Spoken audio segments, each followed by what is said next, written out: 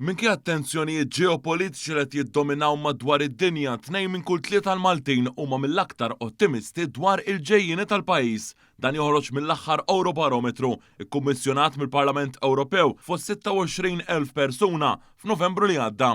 Dan xahar wara li l-Gvern immexxi mill-Prim Ministru Robert Abela ippreżenta il-budget għal din is-sena li wieħed soċjalment ġust u b'investiment totali ta' 9.3 biljun euro.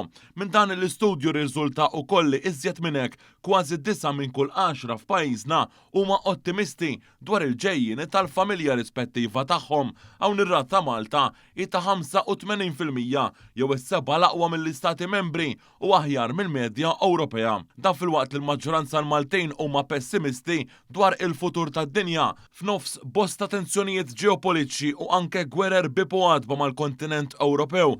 52% tal-Maltejn jaħsbuha eżatt bħall-bqija tal-Ewropej bl-istess sentiment perċentwali.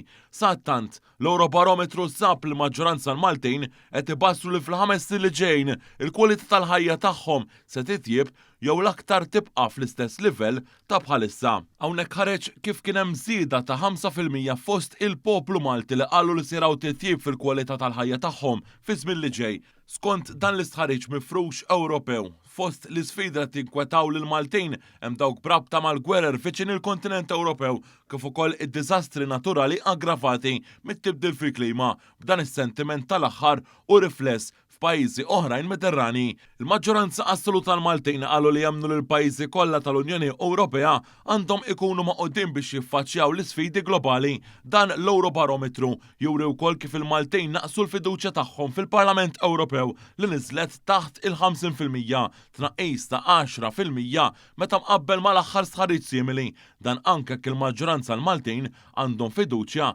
fl-Unjoni Ewropea.